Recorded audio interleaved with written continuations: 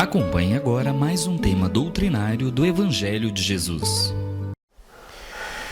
Pois bem, João Evangelista, nós temos notícias dele, pelo trabalho que exerceu, acompanhando Cristo enquanto apóstolo. A partir do momento que ele foi escolhido para fazer esse trabalho, seguiu ao Cristo de forma, como que eu diria, dedicada, permanente, incorporado que esteve com essa ideia nova que surgia, que é desse amor trazido pelo Cristo. Apóstolo dotado de um amor profundo, naquelas reuniões em que participava, ele teve o cuidado de, com aquela sua simplicidade, ao final do seu tempo de acompanhamento do Cristo, e mesmo após o desencarne do Cristo, ele tornou emblemática aquele mandamento do Cristo: amai-vos uns aos outros. E em reuniões que fazia com os colegas apóstolos, foi questionado por que sempre, já nesse final de encaminhamento, ele se permitia reiterar sempre essa mensagem. E ele respondeu, do alto dessa simplicidade, porque o simples, ele se eleva, dizia: esse é o mandamento maior que o Cristo nos deixou. Então essa mensagem buscada ou trazida por João Evangelista nos toca direto, porque nos encaminha para o centro do ensinamento do Cristo.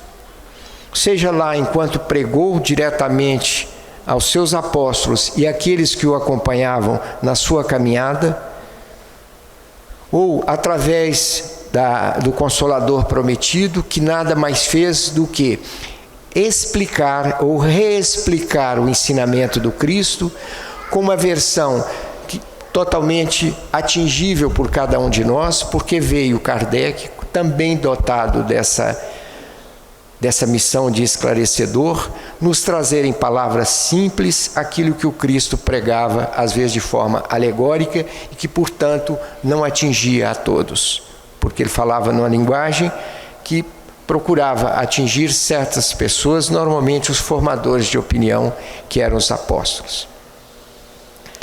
E quando diz aqui o Cristo, deixai que venham a mim as criancinhas, ele usa também de uma metáfora ou de uma alegoria para dizer que, como pescador de almas que sempre foi, que desejava que viesse a eles não as criancinhas em sentido corporal, em sentido material, mas aqueles crianças ou adultos que tinham a pureza da criancinha. Ele busca, como pastor que é, angariar na sua caminhada, no seu evangelho, aquelas pessoas puras de coração, belas na sua essência, que não estavam ou não estejam de espírito armado, que nem desenvolveram ainda em cada um uma intelectualidade que muitas vezes nos conduz a um materialismo exacerbado. Porque nós sabemos, a criança é o símbolo da bondade, da pureza. E cada uma dessas criancinhas que a gente vê além da beleza física. São todas belas, como o papel de mãe, a mulher grávida, qualquer que seja ela, é sempre bela. Porque a leitura que fazemos dessa pessoa, da mulher que porta um filho no seu útero, é de uma beleza de sua essência, que a maternidade traz consigo. Assim é a criança. Pela sua singeleza, pela sua espontaneidade, ela é naturalmente linda. Tudo que elas fazem nos agradam, sempre uma gracinha, que a gente sempre fala. Isso é uma verdade, porque trata-se de um espírito que está em fase de amoldamento, de estruturação, e não é dotado dessas espertezas que a gente, à medida que amadurece, o mundo nos impõe, ou a gente acaba saindo um pouco daquele compromisso primeiro e se deixando levar pelos conceitos não cristãos ou não sãs. Então essa criancinha que o Cristo pede para chegar até eles, isso decorreu de uma experiência, porque as crianças buscavam o Cristo e os apóstolos, receosos de que o Cristo fosse incomodado, retiravam as crianças. E o Cristo, nesse momento aproveitou essa experiência e falou: não, deixe que eles venham, não os afaste, porque deles é o reino dos céus. Deles crianças, sejam as crianças físicas ou essas crianças no ser, no pensamento, na alma. Porque essas pessoas que têm essa sensibilidade de criança têm todos os atributos do homem de bem. É a pureza de sentimento, o gesto do amor incondicional, a percepção da divindade, quer dizer, o desejo de conhecer a Deus. E, acima de tudo, essa caridade que é própria da criança, que divide um brinquedo, divide o seu amor entre pai e mãe e amigos, numa espontaneidade exemplar. E quanto aprendemos com essas crianças, né? No cotidiano, a gente vive, vamos chamar assim, numa linguagem simples, de espírito armado, se protegendo do outro, do nosso semelhante, como se o semelhante não fosse alguém para quem devêssemos estender as mãos e dar o abraço fraterno. A gente conhece uma pessoa, a gente se fecha, a gente não se permite conhecer como gesto de defesa, porque sabemos que o mundo aí fora está pleno de maledicência, né? de mau humor, de estresse, de agressões verbais e até de pensamentos. Então nos armamos de certas defesas psicológicas e psíquicas e acabamos não nos deixando acessar por essas pessoas que vêm em busca de um bem maior. Quantas pessoas chegam até nós carentes de um conselho, de uma orientação, de um afago, de um ombro para poder lamentar, e a gente, por não se permitir se mostrar, a gente acaba recusando isso involuntariamente. E a criança, nós sabemos, em qualquer lugar que ela chegue, ela estabelece uma amizade, ela estabelece uma convivência, ela recebe e doa espontaneamente. Então a mensagem do Cristo é para nós um alerta, para que possamos nos despir dessa vestimenta de autoproteção que a gente se impõe. Para que busquemos em sentimento e em essência sermos aquela criança ingênua. Mas a ingenuidade aqui, irmãos, é a ingenuidade da bondade, da ausência de maldade no seu ser, do amor comprometido com o nosso semelhante, no dar mais do que receber. Isso é próprio da criança. Então, essa mensagem trazida por João Evangelista nos leva a essa reflexão profunda de que sejamos, na linguagem do Evangelho, aquele homem de bem que, com a humildade da criança, procura o seu pastor. Como boa ovelha que devemos ser, procuremos o pastor, que é o Cristo, para que nos oriente e nos dê o caminho a trilhar. Mas também, como crianças, e nós sabemos enquanto pais, enquanto adultos, toda criança carece de limite. É horário para dormir, para se alimentar, o horário para estudar, o horário para frequentar uma casa religiosa, um templo. E nós sabemos que hoje, quanta dificuldade a gente enfrenta por não ter convencido os nossos filhos de vir enquanto crianças a uma casa espírita ou à igreja que frequentamos mais cedo, antes. E a experiência tem mostrado os terapeutas, vocacionados a trabalhar o comportamento da criança e do adolescente, mas com vistas ao Evangelho, todos eles reclamam de um equívoco que os pais têm cometido. É se acomodar diante da resistência da criança em não frequentar uma casa espírita. O Rossando Klinger, companheiro espírita lá da Paraíba, palestrante a nível internacional, com psicologia, doutorado, etc. Quando ele fala numa palestra que fez sobre vida familiar, ele relata a necessidade de os pais conduzirem os seus filhos à casa espírita, ainda que por imposição, por uma razão simples: a criança não tem direito de escolha, ela não tem discernimento para descobrir o que é o bem e o que é o mal. Então nós, enquanto pais e adultos, temos o dever de fazer esse encaminhamento, sob pena de, diante dessa omissão, lá na frente sermos cobrados por esses filhos pelos excessos e desmandos que eles cometem, porque não descobriram que nesse planeta a presença mais importante, além dos pais, é a presença de Deus. Ele chega a narrar um fato que ele ouviu numa palestra que ele realizou, procurado por uma mãe. Depois que ele falou dessa imposição que os pais têm o dever de fazer, ela falava: eu fiz isso com meu filho, e ele sofria tanto, mas eu obrigava a ir a uma casa espírita. Ele viajou, né, foi morar em outro país, a Inglaterra, e eu não sei, eu acho que eu sempre me cobrei, minha consciência me cobrou de eu ter sido arbitrária, imposto algo que não era o desejo dele. Ele falou: não, mas a senhora fez certo. Não, o que ele fez com o conhecimento que ele teve, a senhora pode, através da religião, só pode até não saber, mas a senhora cumpriu o seu papel enquanto mãe.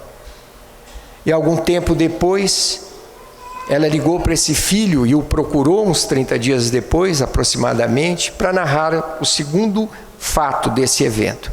Que ligou para esse filho na Inglaterra, e já não era filho, era filha, porque optara por uma vida sexual diferente, e perguntou, ela enquanto mãe o chamava de filho: filho, eu estou vivendo contradições pessoais porque te obriguei a frequentar, acho que fui violenta às vezes, te castiguei quando você não foi. Eu te fiz mal, meu filho. Não, mãe. Você me fez bem. Porque se eu não matei ninguém até hoje, e não fui morta, a palavra é da filha aí, é porque eu aprendi o limite fixado por Deus. Eu aprendi que o desejo exemplificar com o amor, ainda que o ódio parta dos outros para comigo. Eu tenho muito que te agradecer. Se eu estou viva até hoje, eu devo a esse esforço que a senhora fez e ao conhecimento espírita que eu angariei acompanhando a senhora a essa casa espírita. Então, retornando a ele, trouxe essa mensagem, né, essa resposta do filho, que a gratificou, tirou dela esse peso que ela tinha na consciência de às vezes estar impondo algo, quer dizer, forçando, mas descobriu que trilhou o caminho certo. E sabe que o filho, não obstante ter uma conduta muito diferente do que ela desejava, respeitou uma escolha que é dele, mas sobretudo fez dele um homem, um ser que respeita o limite do outro, que recebe a mensagem do ódio, mas não revida com o ódio, revida com amor, que muitas vezes é o silêncio, é a tolerância, é o tapa no rosto que levou por alguém mais violento, mas que no seu íntimo operou o perdão daquele agressor, seguindo a mesma orientação do Cristo. Se alguém lhe bater numa face, dê-lhe a outra. Sentido figurado, evidentemente, no sentido de perdoar. Então essa pessoa que saiu daqui para viver uma vida diferente do que a mãe desejava, porque era uma opção sexual que ela não desejava para ele, revelava-se feliz onde estava, apesar das hostilidades que sua opção lhe propiciou. Esse é o homem de bem, essa é a mãe que, ciente dos seus deveres enquanto mãe, constrangeu esse filho a buscar a presença de Deus. Então nós aqui, enquanto espíritas, temos o dever de convencer os nossos filhos a frequentar uma casa espírita. E se esta não for a religião que ele desejar, que seja outra, mas que Deus seja o alvo dessa imposição que fizermos. Porque quando se conhece Deus, respeita-se a Deus, respeitam-se pais e mães. Mas o limite é necessário para aquela criança no sentido físico e para nós outros que sabemos, quando contrariamos a lei divina, nós respondemos por força da lei de ação e reação. Então, os desmandos que cometemos, sejamos espíritas ou não, repararemos, se não amanhã, em encarnações outras, como a experiência nos tem mostrado. Crianças que reencarnam e de imediato desencarnam, vêm, cumprem uma tarefa extremamente estreita, mas num trabalho de redenção, de libertação da alma. Ou aquele outro que outrora foi um suicida, vem portador de uma doença, que aquela lesão que o levou à morte impregnou no seu perispírito e pede para vir para expiar essa tragédia que ele próprio cometeu, contrariando a lei divina, que é a preservação da vida. Sejamos, pois, então, estimados irmãos, essas criancinhas sob a ótica de Deus, da humildade, da simplicidade, como Chico foi, eternamente uma criança no sentido do Evangelho. Kardec, que não obstante ser um espírito de profunda iluminação, recebeu agressões de todos os tipos quando promulgou sua obra, quando edificou a doutrina espírita nos 5 livros básicos. Foi vítima de deboche, de perseguição política, ideológica na Europa e resistiu com resignação e com respeito, pela simplicidade. Portanto, criança sob a ótica de Deus. O Gandhi, enquanto travada a luta, a luta no bom sentido de resistência silenciosa e amorosa contra o domínio inglês, porque a Índia então era colônia inglesa, apesar de todas as agressões sofridas, resistiu a ponto de, ao final, enquanto vitorioso, porque a Inglaterra se rendeu ao seu silêncio e ao seu sentimento de paz, indagado que foi, se tinha ódio dos ingleses pelas ofensas recebidas, ele falou: não, eu não fui ofendido. Porque era um espírito de tamanha grandeza que qualquer impropério contra ele desferido não encontrava ressonância no seu coração. Humildade. Essa é a criança que o Cristo busca em cada um de nós. E tantos outros, o Divaldo, que nesse trabalho social maravilhoso que faz, palestrante de nível internacional, conhecedor profundo das ciências humanas, peregrina pelo mundo, viajando 14 horas, 16 horas, deixando muitas vezes de se alimentar em prol da divulgação da obra espírita, mas sobretudo do Evangelho do Cristo.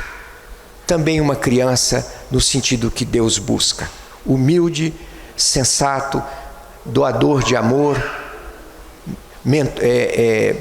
porta-voz de espíritos iluminados como Joana de Ângeles. Então o Evangelho de hoje nos exorta a buscar a humildade, a simplicidade e o amor incondicional. Não só quem está do nosso lado, mas aquele outro que não conhecemos, que está do outro lado da rua, precisando de alguém que o atravesse, porque a idade já atingiu o seu corpo físico, ou a limitação, a cegueira física, que atravessemos e busquemos dar apoio a esse. Mas também, e aí será a vitória maior, amar aquele inimigo. E o inimigo não é só o que briga com a gente, no sentido físico, que declaram inimizade. É todos aqueles com quem ainda estamos prevenidos contra eles. É aqueles que a gente fala: meu anjo da guarda não bateu com o dele. Esse é o inimigo e é o desafio que temos que assumir para nos entrelaçarmos com aquele ser.